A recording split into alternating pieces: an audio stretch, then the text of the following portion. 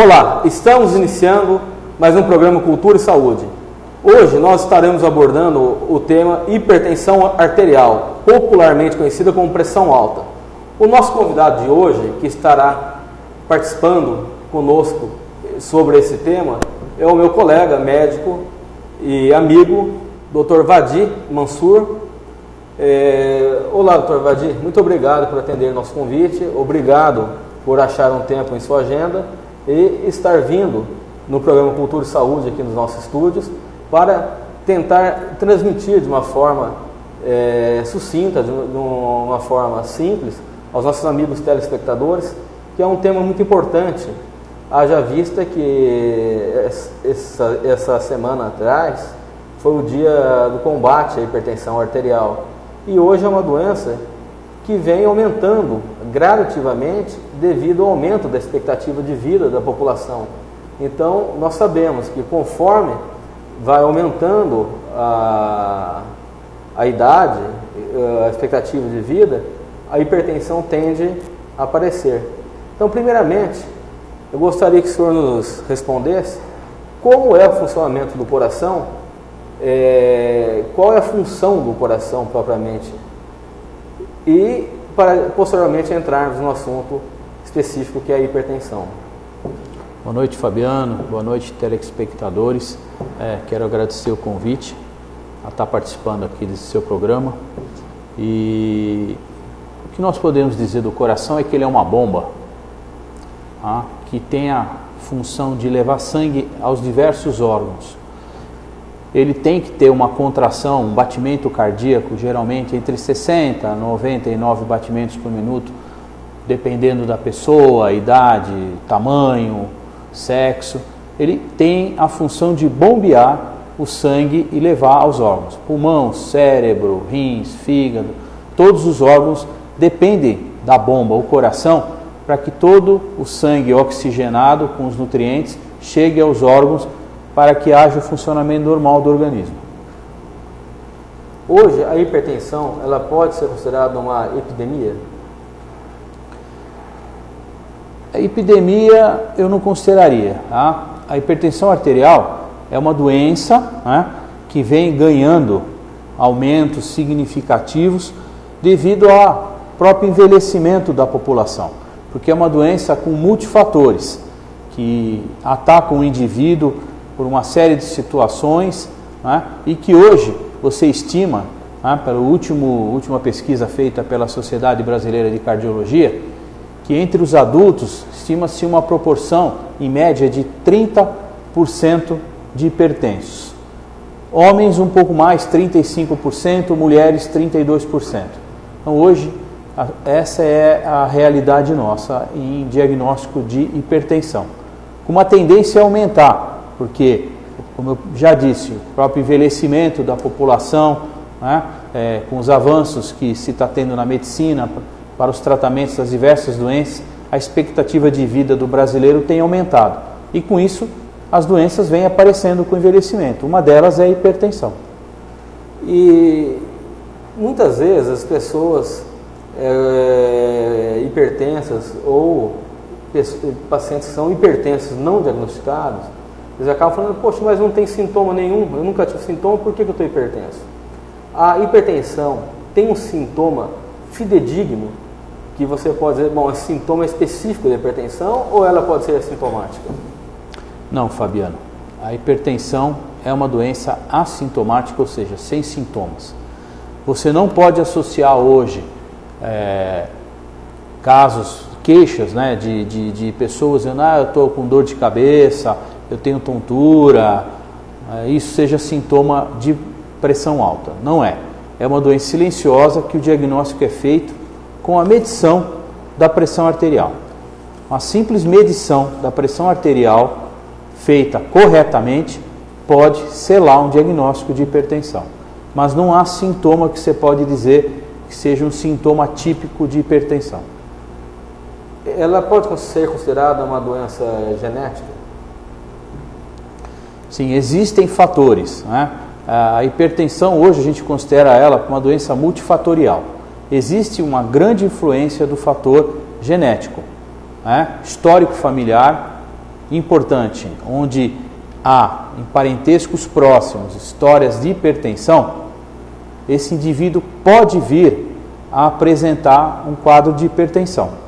Cabe a ele estar já sabedor desse fator de risco na sua família, está procurando fazer uma avaliação, saber como é que está a sua pressão, para tentar prolongar o aparecimento dessa pressão. Se ele tem uma característica genética para isso, ele tem que usar o que ele tem a favor dele, que é ter uma alimentação saudável, atividade física, não abusar álcool, não ser fumante, não ser sedentário. Com isso tudo ele vai poder prolongar o aparecimento da hipertensão. Ô Vadir, e um indivíduo que nós chamamos teoricamente de uma pessoa sadia, uma pessoa sem histórico, qual a frequência que ela deve aferir a pressão? Olha, se fala muito aí em medições da pressão em uma pessoa normal, aferir essa pressão uma vez por ano. Eu, particularmente, não acho isso interessante. Eu acho que essa pessoa, se possível, deve estar medindo essa pressão pelo menos a cada 15 dias, 20 dias.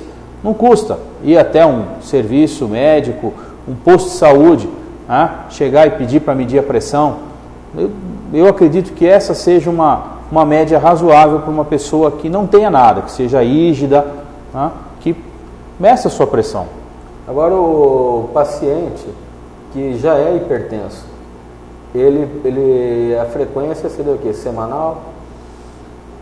Eu peço aos meus clientes hipertensos que estão em tratamento que façam a medição da sua pressão 2 vezes por semana, de preferência em 2 horários, pela manhã e no final da tarde, porque a gente sabe que a pressão ela pode variar conforme situações envolvidas, estresse, esforço físico, dormir. Então você precisa ter uma variação dessa pressão equivalente. Então você saber se a pressão está sendo bem controlada, medindo dessa maneira. E uma pergunta que sempre é feita no consultório, ou seja, no serviço de saúde, se aquele aparelho digital ele é preciso, a aferição da pressão, em relação àquele outro aparelho que nós usamos, que é a base de mercúrio, que é o do ponteirinho. Sim. Houve o surgimento com a tecnologia desses aparelhos digitais. Eu confio mais no nosso antigo aparelho para medir a pressão. Ele é mais fidedigno, ele consegue medir melhor. Esses aparelhos de pulso, eles podem ter variações, como a bateria, o mecanismo está adequado ou não. Eu já tive medições feitas com um aparelho desse tipo e com um aparelho normal, com diferenças grandes. Então eu não confio particularmente muito nesses aparelhos, não. Eu também, eu não sempre oriento aos pacientes, na nossa vivência médica, que também não confio muito nesses aparelhos. Eu particularmente também não confio, Vadir.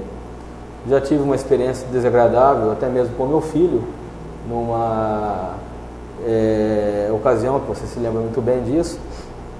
Ele estava na UTI e colocaram esse aparelho nele. E deu 17/12, ou 170/120. E queriam dar um captopril para um menino de 8 anos. Ele cerrou a boca e pediu que me chamasse. E quando eu cheguei lá, eu pedi para aferir novamente. Só que pedi um aparelho de mercúrio. E aferiu no mesmo braço, que tinha feito a aferição com o aparelho digital, deu 11,7. Eu pedi para aferir no outro braço, 11,7.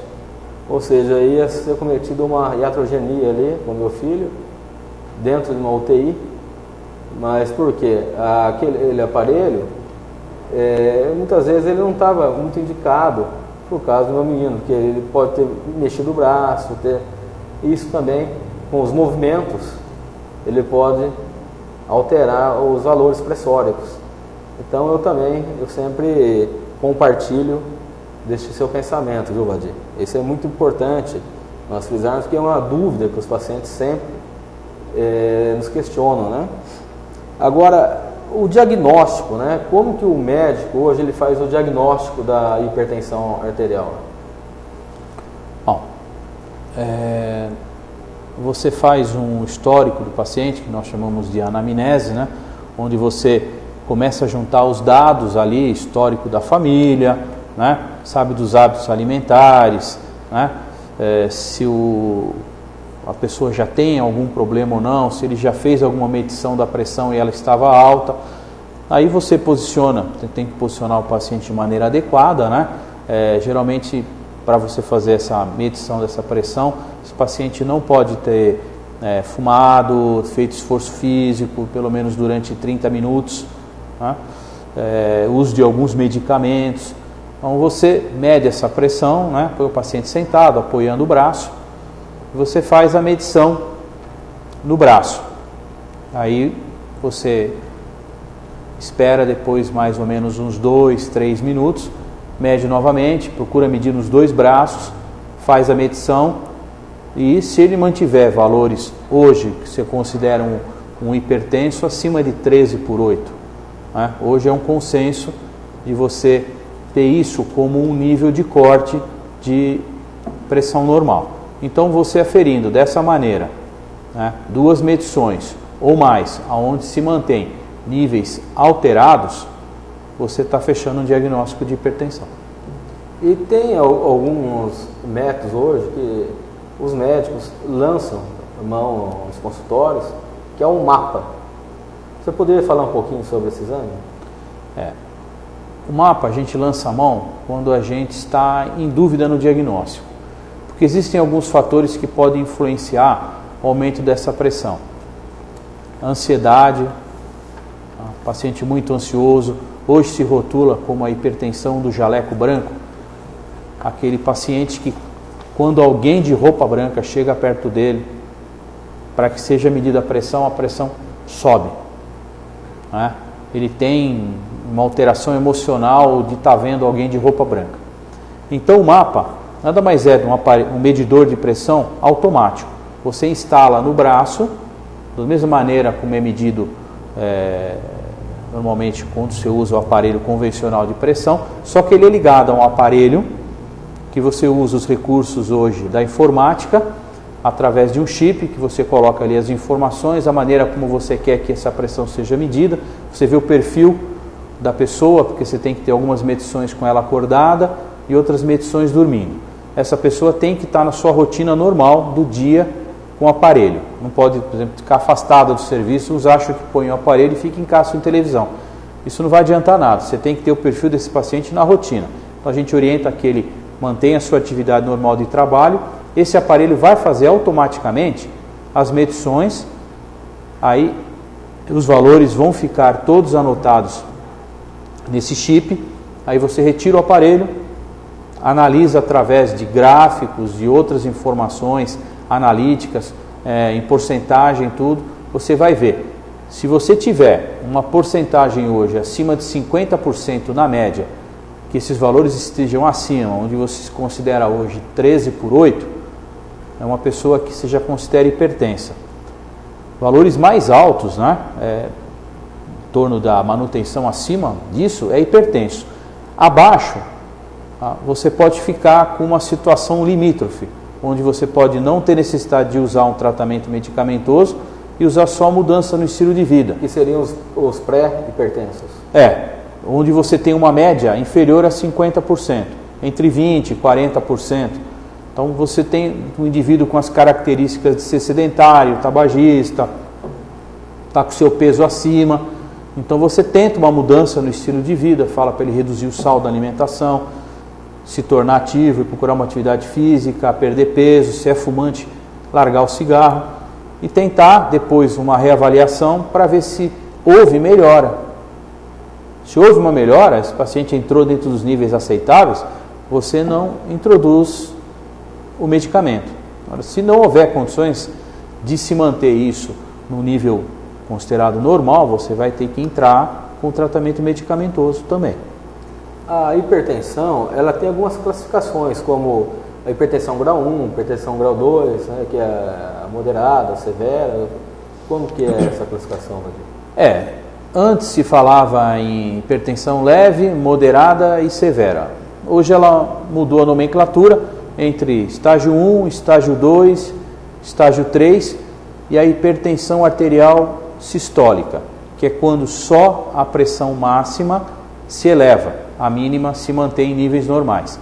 Essa você encontra mais em idosos, porque há uma mudança estrutural nos vasos do idoso, tá? Com o envelhecimento, então há um distanciamento maior da pressão sistólica. O estágio 1 é quando o hipertenso leve, vamos dizer assim, é quando o nível de pressão esteja aí entre a máxima se mantendo em 14 e a mínima em 9. Então isso é um hipertenso leve. Quando a pressão máxima ultrapassa esses níveis, chegando até a máxima e a mínima chegando a 10, 10,5, é um hipertenso moderado. Quando a máxima chega maior ou igual a 18 e a mínima maior ou igual a 11, já é um hipertenso grave. Vadir, quais são as consequências da hipertensão? A hipertensão arterial, se não tratada adequadamente, pode trazer complicações. E a principal complicação na hipertensão arterial é o derrame cerebral hemorrágico, né? Conhecido acidente vascular cerebral. Essa é uma complicação frequente na hipertensão arterial. Outra que pode ocorrer é em relação à estrutura do coração. Quando a pressão está muito alta, que ela chega dentro do coração, o sangue chega com a pressão muito aumentada, o coração tem que se esforçar para receber esse sangue e depois jorrá-lo para a aorta para que seja levado aos outros órgãos.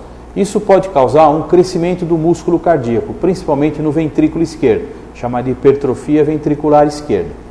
Isso vai levar o coração a uma disfunção, onde ele vai ter perda da força de bomba, diminuição da cavidade e levar a alterações circulatórias nas coronárias, que são as artérias que irrigam o coração, podendo o indivíduo sofrer um infarto agudo do miocárdio ou desenvolver uma insuficiência cardíaca, onde o coração vai perdendo a função dele de bombear, ele vai enfraquecendo, ele vai começar a aumentar mais de tamanho e levar o indivíduo a uma doença chamada insuficiência cardíaca. Só para elucidar de uma forma mais popular, quando nós falamos em hipertrofia ventricular, lembramos o quê? Que o coração, como o Dr. Vadir falou, ele vai aumentando, né? Ele vai crescendo. E imagine um elástico que você nunca esticou. Você começa a esticar esse elástico. Quando solta, ele nunca volta à posição inicial. Ele vai ficando cada vez mais frouxo. Então, o coração, como um músculo, imagine um halterofilista, que ele vai lá praticar um halteres, ele vai ter uma hipertrofia muscular, vai ficar forte. O coração, a mesma coisa, ele vai ficar maior de tamanho. Só que não necessariamente ele vai conseguir bombear o sangue para todo o corpo. Por quê? Vamos lembrar do exemplo do elástico. Quando você vai esticando e soltando, ele nunca volta à forma inicial. Então, ele perde o quê? A sua função fisiológica, ou seja, a sua função em bombear o sangue. Seria mais ou menos isso, né, Dr. Vadir? Exato. Quando você tem a hipertrofia saudável de um atleta, o músculo cardíaco, ele também cresce, mas ele cresce de uma maneira saudável, né? Pelo exercício físico que você desenvolve. Como o coração acaba tendo que bombear mais sangue para a musculatura, ele também hipertrofia, como o músculo de quem faz muito exercício com peso, o halterofilista, por exemplo. Então, ele tem uma massa ventricular saudável. Então, isso influencia até na frequência cardíaca. Você tem um músculo cardíaco mais desenvolvido, ele bate menos do que aquele coração que não tem a musculatura desenvolvida, porque ele tem maior força de contração. O que ocorre com a hipertensão é uma hipertrofia devido à doença hipertensão, que faz com que o coração sofra. Então ele acaba tendo esse aumento para compensar o esforço que ele tem que fazer a mais para bombear esse sangue. E como foi falado também sobre as doenças relacionadas ao cérebro, é muito bom também frisarmos que existe um processo de demência até nos pacientes hipertensos não tratados adequadamente, além de terem aí acidente vascular hemorrágico, que popularmente conhecido como derrame cerebral, também pode levar aos poucos a uma demência. Por quê? Vai havendo um microinfarto dos vasos ali que estão irrigando o nosso cérebro, né? Então é muito importante o tratamento adequado, um acompanhamento adequado com o médico, né, com o cardiologista. E tem alguns fatores de risco para hipertensão, né, como raça. Como está hoje esses fatores? Hoje, isso já pré-estabelecido, a raça negra, ela tem uma propensão maior ao desenvolvimento da hipertensão. Isso já foi feito estatisticamente levantamento. A raça negra ela é mais propensa à hipertensão, é uma hipertensão de tratamento mais difícil. Geralmente eles são muito resistentes aos medicamentos, as doses são sempre diferenciadas dos brancos. E também pessoas que sofrem de apneia do sono também acabam sendo pacientes também que se encaixam nos fatores de risco, como os pacientes que exageram o consumo de sal, bebida alcoólica, excesso de peso, como já foi dito, o sedentarismo, né? Então, não basta só tomar a medicação se não houver uma mudança do estilo de vida por completo, não seria isso, Vadir? Sim, o tratamento é multifatorial hoje, não basta simplesmente tomar o remédio e achar que está tudo bem. Você vai analisar cada indivíduo, cada um tem uma característica. Então hoje, no geral, você considera hoje fatores de risco: a obesidade, sedentarismo, tabagismo, uso de bebida alcoólica e algumas outras doenças, tá? Principalmente, uma delas, você é conhecedor bem disso, é o diabetes. Tá? A pessoa obesa desenvolve hipertensão, uma resistência periférica à insulina, há um bloqueio por causa de muito acúmulo de célula gordurosa para que a insulina haja.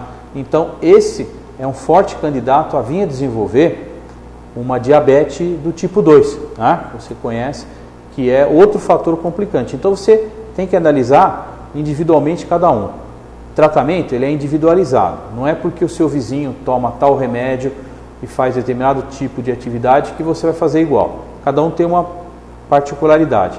Então no tratamento ele é multifatorial. A mudança do estilo de vida, essa tem que ver se o paciente for sedentário, ingerir muito sal na comida, gordura, fumante, bebida alcoólica, tudo isso você tem que orientar para que haja retirada desses fatores de risco para que essa pessoa não tenha essas complicações importantes, que vir a sofrer um derrame cerebral, ter um infarto, se não morrer ficar inválido numa cama. Tá? Então hoje você consegue, se a pessoa se conscientizar do seu problema, que é uma hipertensão, que é uma doença incurável, que ela vai depender disso para o resto da vida, você vai conseguir viver bem. Nós temos algumas urgências relacionadas à hipertensão arterial, como a hipertensão maligna, que é uma urgência hipertensiva hoje, né? Como é feito o tratamento? É feito a nível hospitalar? Hoje, quando um paciente chega no pronto-socorro com níveis alterados de pressão, uma pressão arterial acima do que a gente classificou aí como hipertenso grave, uma pressão máxima acima de 20, a pressão mínima também acima dos 11, chega num pronto-socorro, tá? Muitas vezes referindo uma dor no peito, uma precordialgia, isso é uma crise hipertensiva. Você rotula isso hoje, é uma crise hipertensiva, é uma urgência, esse paciente tem que ser tratado rapidamente, tem que ser iniciado uma redução dessa pressão adequadamente. Hoje nós temos medicamentos potentes aí para que sejam usados de maneira adequada, colocados em infusão no sangue, para que haja um declínio dessa pressão, porque você tem que evitar que haja uma evolução maior desses níveis de pressão, para não ocasionar nenhuma lesão cerebral, problema cardíaco, renal, porque essa pessoa corre risco de vida numa crise hipertensiva não tratada. Hoje, usa-se internar um paciente hipertenso? Olha, o paciente que chega ao pronto-socorro em crise hipertensiva, onde você usa uma medicação direto na veia, no soro, que é o Nipride, que é um potente redutor da pressão arterial, onde você reduz essa pressão a níveis de pronto-socorro, você transfere essa pessoa para uma semi-intensiva ou uma UTI, se for o caso, para manter o Nipride e gradativamente introduzindo medicamentos para que ele tome via oral, tome o comprimido, e você vai retirando devagar esse Nipride e substituindo por medicamentos via oral. A hora que você estabilizou esse nível de pressão, você libera o doente. Essa é uma situação que o paciente deve permanecer internado. Valdir, caso esse paciente aí, que nós relatamos numa urgência médica, no caso de socorro, com a pressão acima de 220 por 120 ou 200 por 110, esse paciente, se ele não for tratado rapidamente, quais seriam as consequências de imediato que poderiam acontecer? A principal consequência é arrebentar uma artéria na cabeça. Porque quando a pressão está muito alta, os vasos cerebrais também sofrem. Todos os vasos do nosso corpo sofrem essa alteração da pressão. Lá dentro, aquilo aumenta tanto a pressão dentro. E as artérias cerebrais, que são menores e mais frágeis, elas podem romper. Nesse rompimento, vai acabar causando o derrame cerebral hemorrágico, que é um quadro grave que pode levar a sequelas graves até a morte. E essa precordialgia que foi relatada, ou seja, a precordialgia, para quem não sabe, é a dor no coração. Essa dor ao redor do coração, ela está mais relacionada a quê? A uma angina ou propriamente já como um infarto? Na crise hipertensiva, gerando a dor no peito, a precordialgia, ela é oriunda do aumento dessa pressão também a nível das coronárias. As coronárias são as artérias que nutrem o coração. O coração é um músculo que precisa receber oxigênio para trabalhar. O músculo cardíaco necessita de uma oferta de oxigênio boa para manter o seu trabalho. Então, quando a pressão está muito alta, aumenta a força do sangue circulando também pelas coronárias, vai levar a um sofrimento desse músculo. Esse músculo sofrendo, ele libera o chamado ácido lático, porque ele diminui o consumo de oxigênio dele, ele começa a liberar para poder manter o trabalho. Isso vai levar a gerar dor. Se você não tratar, se houver fatores ali complicantes, o paciente que já tenha placas dentro dessa coronária, onde já tem alguma certa situação que ele não saiba, porque não foi feito um diagnóstico, ele não procurou médico, ele não sentia nada, ele pode evoluir para uma obstrução na circulação dessas coronárias, e aí ele tem um infarto. Bom, hoje nós estamos falando sobre a hipertensão arterial e também as doenças relacionadas a tal patologia ou doença.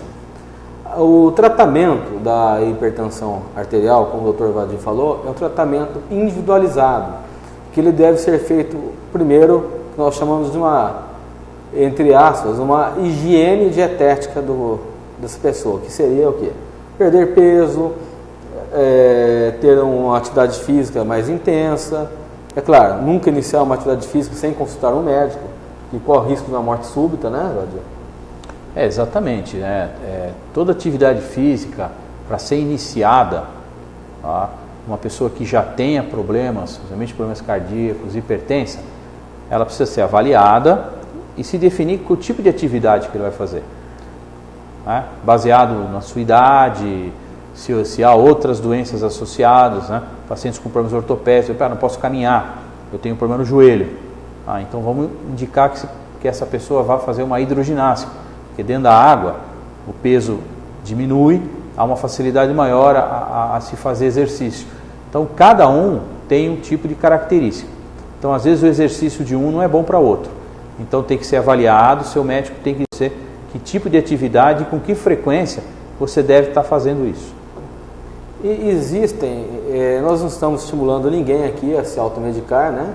Mas existem vários tipos de antihipertensivos orais, que são as medicações que o médico prescreve ao paciente, que ele fará uso em casa, tomando pela boca. Então nós temos algumas classes, né, Vadir? Algumas que agem como os diuréticos, diminuindo a volemia do paciente, outros a nível renal. Daria para explicar um pouquinho as classes? Hoje nós temos aí algumas classes de antihipertensivos no mercado, né, ampla, onde você vai se basear na individualidade, no nível da pressão, nas características que essa pessoa possui. Então hoje você tem classes de medicamentos aí recentes, formulações mais recentes, associações, mas tudo isso vai depender do perfil de cada um. Então, como o Fabiano falou mesmo, tem diuréticos, né, que vão diminuir a volemia, consequentemente diminuindo o volume de sangue, ele fica mais concentrado, você tem uma diminuição dos níveis de pressão, você tem medicamentos que agem diminuindo o consumo de oxigênio, diminuindo a frequência cardíaca, que são os beta-bloqueadores.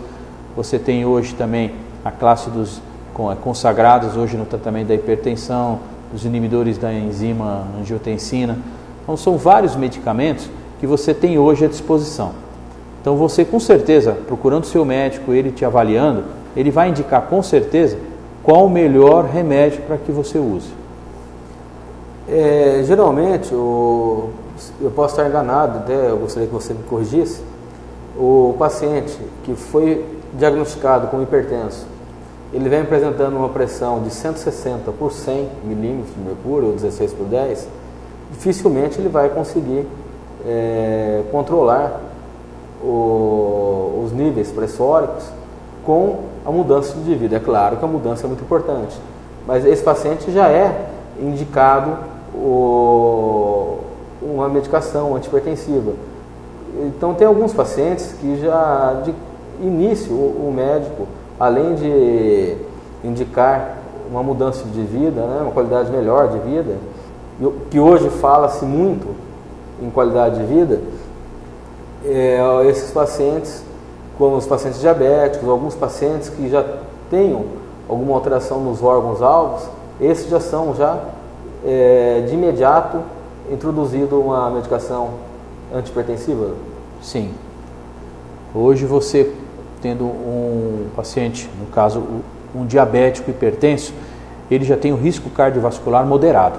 Isso já não é nem leve, você já tem um risco cardiovascular moderado, porque a gente sabe que a diabetes, ela age nos vasos, né? Há uma alteração no epitélio dos vasos, há uma formação maior aí de obstruções dentro das artérias. Então, num paciente nesse nível, você já tem que tratar a hipertensão.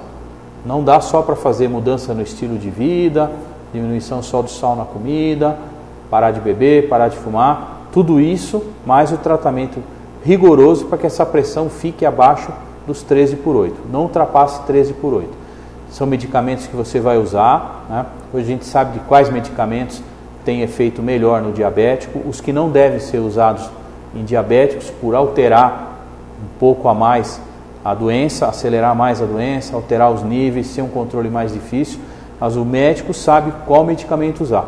Por isso não se deve iniciar tratamento de hipertensão usando-se medicamento do vizinho ou de algum parente que está tomando, aí a pressão subiu, vai tomar. Então isso tem que ser prescrito pelo médico, o médico vai saber qual medicamento. No caso do diabético, existem restrições a alguns medicamentos que não podem ser usados, então isso tem que ser uma conduta tomada por médico. E é muito importante também frisarmos aos nossos amigos telespectadores que várias vezes nós deparamos no dia a dia, aí, na nossa rotina médica, de pessoas que falam, minha pressão já está boa, controlou, não preciso mais tomar o remédio da pressão, e não só o da pressão, mas o do diabetes, o da tireoide, enfim. A gente tem que esclarecer a população que a diabetes é controlada porque ele está usando a medicação, que a hipertensão está controlada porque ele está usando o remédio antihipertensivo, o hipotireoidismo está controlado porque ele está usando lá a levotiroxina. Então é importante salientar que são doenças que não têm cura, somente controle. Não seria isso? Exatamente. Uma das queixas, né, das falas que a gente tem de quem nos procura fala, mas por que eu vou tomar remédio se eu não estou sentindo nada? Porque a maioria das pessoas associa você a sentir algo para ter o problema e tratá-lo. Com a hipertensão, isso não acontece. A hipertensão é uma doença sintomática, como a gente já falou no início, que não vai trazer sintoma nenhum. E você tomando certo remédio e a pressão estando controlada, é porque você está tomando remédio, está se controlando. Então, isso a gente ouve muito no consultório. A gente fala, mas a minha pressão agora está 12/8, por que eu preciso tomar remédio? Você está tomando remédio, você está reduzindo o sal da sua comida, você saiu do sedentarismo, você diminuiu o seu cigarro. Então, tudo isso está colaborando para a sua pressão estar 12/8. Se você parar com o remédio e voltar a fazer tudo o que você fazia antes, sua pressão vai voltar a subir. Até mesmo hoje já existe uma campanha do Ministério da Saúde chamado Eu Sou 12/8. Sim, cabeçada pela Sociedade Brasileira de Cardiologia, onde se tem feito em várias partes do país palestras, há um envolvimento aí da mídia para se falar sobre a doença hipertensão. Por ela ser uma doença silenciosa e não apresentar sintomas, ela precisa ser divulgada, precisa ser informada, a população precisa estar sabendo que é uma doença perigosa, uma doença que pode trazer sérios danos. Pegando o gancho aí, que nós estávamos falando sobre hipertensão, nós falamos um pouquinho sobre o coração, a nossa telespectadora nos mandou uma mensagem pelo Facebook, até gostaria de agradecer o carinho e a audiência da nossa amiga Sandra Marques. Ela pediu que eu perguntasse sobre a bradicardia, o que é uma bradicardia, se ela é uma doença, qual o tratamento, quais as consequências que uma bradicardia pode acarretar no nosso organismo. Bradicardia é quando a frequência cardíaca, ou seja, os batimentos cardíacos são inferiores a 60 batimentos por minuto. Quando você tem uma frequência cardíaca abaixo de 60 batimentos por minuto, você considera como um ritmo normal, mas bradicárdico. Você pode ter isso numa pessoa sem nenhum tipo de problema, que tem a frequência mais baixa, uma pessoa que não apresente nada, absolutamente nada, não tem sintoma nenhum, mas tem uma frequência entre 50 e 60, uma pessoa jovem, dentro do seu peso, trabalhador braçal, uma atividade física, um atleta. Geralmente a frequência é mais baixa, pelo que a gente já relatou. Há um desenvolvimento da massa muscular, o coração tem uma força para contrair maior, então ele contrai menos vezes por minuto. Então você contando os batimentos, eles são menores. Agora existem as bradicardias que são consequências. Muitas vezes o uso de alguns medicamentos para tratamento até de hipertensão, tratamento de arritmias do coração, podem levar o coração a bater menos. E se você tiver um controle desses batimentos, onde a pessoa está bem, você com uma frequência aí um pouco baixa, 50, 55, tratando uma arritmia e ela está bem, uma hipertensão onde você tem que usar determinado tipo de medicamento, em que a frequência cardíaca necessita ser diminuída, por causa de outros problemas que ele tenha no coração, então você usa o medicamento e controla, a frequência pode cair. E existem também os bloqueios no coração, onde a frequência cardíaca vai diminuir porque há um bloqueio no batimento. É uma doença chamada bloqueio atrioventricular, onde o coração enfraquece por uns problemas que ocorrem na estrutura do coração, na sua função elétrica. Há uma diminuição dos batimentos, uma interrupção, e muitas vezes o tratamento é o implante do marca-passo. Então você tem aqueles que não apresentam nada, têm a frequência baixa, convivem normalmente bem com isso, os que são induzidos por medicamento e aqueles que desenvolvem doença no comando do batimento cardíaco, onde há esse bloqueio que muitas vezes você é obrigado a lançar mão do implante do marca-passo. Vadir, você falou sobre os bloqueios, né? Principalmente com o bloqueio atrioventricular, que é o mais perigoso, o mais nocivo, mas também é muito comum pegarmos um eletrocardiograma e aparecer lá um bloqueio de ramo direito, por exemplo. Esse bloqueio de ramo direito, ele apresenta melhor dizendo, um perigo para a saúde do coração? Assim, você tem bloqueio do ramo direito e tem bloqueio do ramo esquerdo. Tá? Você tem no coração toda uma estrutura elétrica para que faça o coração bater. Então existe o ramo direito e o ramo esquerdo. Então há um bloqueio na transmissão do impulso cardíaco pelo ramo direito. Então muitas vezes você tem isso congênito. Você tem uma interrupção, você tem um impulso mais lento pelo lado direito do que do lado esquerdo. O impulso chega, mas ele chega mais lento. Então isso se traduz em algumas alterações no eletrocardiograma, onde você detecta esse bloqueio de ramo direito. Pode acontecer em algumas doenças. A mais comum de acontecer é a doença de Chagas, porque há uma destruição da fibra pelo tripanossoma, que é o causador da doença de Chagas. Então, muitas vezes você encontra Chagas quando você faz o diagnóstico no sangue, primeiramente, e ele apresenta um eletro com bloqueio de ramo direito. Então, é uma situação bem comum de se encontrar em paciente chagásico. Bom, vou aproveitar, vou sugar o máximo possível você aqui. Vamos lá. Aproveitar a canja aqui, que nós temos uma pessoa como você aqui para estar esclarecendo as dúvidas dos nossos telespectadores. Outra questão também, que sempre é falado no consultório: doutor, eu tenho sopro no coração. Como é definido hoje o sopro cardíaco? O sopro cardíaco nada mais é do que o som que você ouve, ausculta, quando você põe o estetoscópio em cima do coração. Você ouve realmente um sopro, tá? Você ouve aquele sopro. Qual é a origem desse sopro? Ela pode ter várias origens, até uma malformação cardíaca dessa pessoa, onde o coração não fechou totalmente. Pode haver uma comunicação entre os átrios, uma comunicação entre os ventrículos, e essa passagem do sangue originar esse sopro. Outros problemas são os problemas valvulares.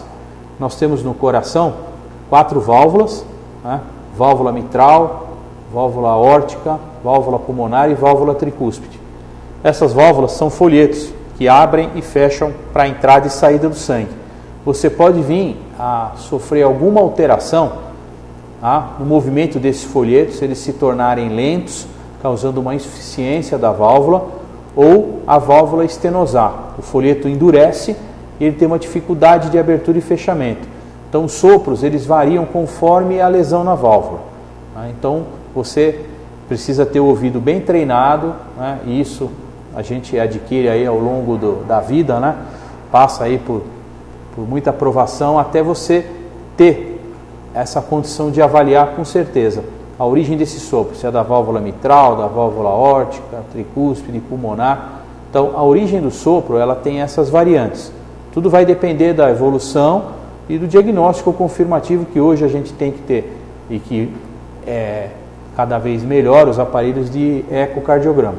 Ecocardiograma com Doppler, que você avalia assim muito bem essas patologias valvulares.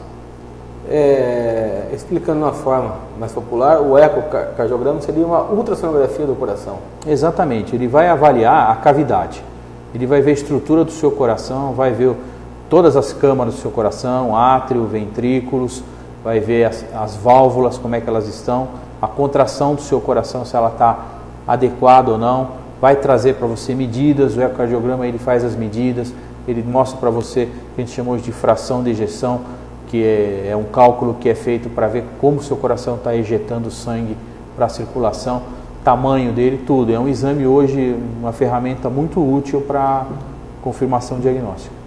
E lembrando que também existe o sopro fisiológico, que é aquele sopro que apresenta no nenê, no bebê, no recém-nascido. Sim, esse sopro que você, quando pega uma criança e ausculta esse sopro, onde você faz uma avaliação através da ecocardiografia e constata que é normal, muitas vezes é um discreto movimento de algum dos folhetos da válvula, um pouco mais lento, mas que não trazem nenhuma disfunção grave ao coração, que com o desenvolvimento, o crescimento, o fortalecimento do coração, praticamente desaparece. Aproveitando também, a gente gostaria de estar passando ao nosso amigo telespectador, quando uma pessoa sadia deve fazer seu primeiro check-up cardiológico, sua primeira consulta cardiológica para ver como que anda aí a nossa máquina. Você pegando hoje uma pessoa que não tem nenhuma doença prévia, não tem histórico familiar nenhum, está bem de saúde, não é fumante, não está obeso, faz atividade física, está bem de saúde, a partir dos 40 anos, tanto homem quanto para mulher. Agora, caso você tenha históricos na família importantes de doença cardíaca e as pessoas venham a desenvolver algum sintoma antes, aí ele deve estar procurando. Mas se não, a partir dos 40 anos está ideal. Como deve ser também para outras áreas aí também. A gente sabe que o homem, para avaliar a próstata, né, a partir dos 40 anos tem que estar procurando o urologista também. Então acredito que para essa faixa de idade está recomendado já começar a avaliação cardiológica. E essa avaliação seria o que? Anual? Pode ser anual, se você não detectar nada, ele estiver bem, os exames normais. Hoje você, para fazer uma avaliação cardiológica, você faria um eletrocardiograma, um teste ergométrico, que é o exame da esteira, alguns exames de sangue, eventualmente, dependendo da situação, você detecta alguma coisa que necessite o ecocardiograma também. Valdir, novamente gostaria de reiterar a você a nossa gratidão, você ter aceito o nosso convite para participar do programa Cultura e Saúde. Espero poder tê-lo novamente aqui, porque nós sabemos que a área da cardiologia é uma área muito ampla, né? Conforme a gente vai puxando um assunto traz outro. Se, como nós falamos da bradicardia, por exemplo, fôssemos falar da taquicardia, enfim, seria umas 3 horas de programa, né? E as doenças que originam isso. Então, eu gostaria de agradecer a sua participação e que você desse suas considerações finais. Obrigado, Fabiano. É uma honra estar aqui no seu programa, para estar prestando aí esse serviço de informação ao teu público. A gente sabe que hoje em dia, com a mídia, a internet, há uma busca sobre doenças, as pessoas tentam se informar mais e acabam procurando, vindo até a gente no consultório, fazendo perguntas, querendo esclarecimentos. Dizer que estou à disposição sua aí para qualquer dúvida que você tenha aí dos seus telespectadores que queiram esclarecer mais sobre alguma coisa relacionada ao funcionamento do coração, às doenças do coração. Estou à tua disposição. Gostaria de agradecer o carinho e a audiência de vocês.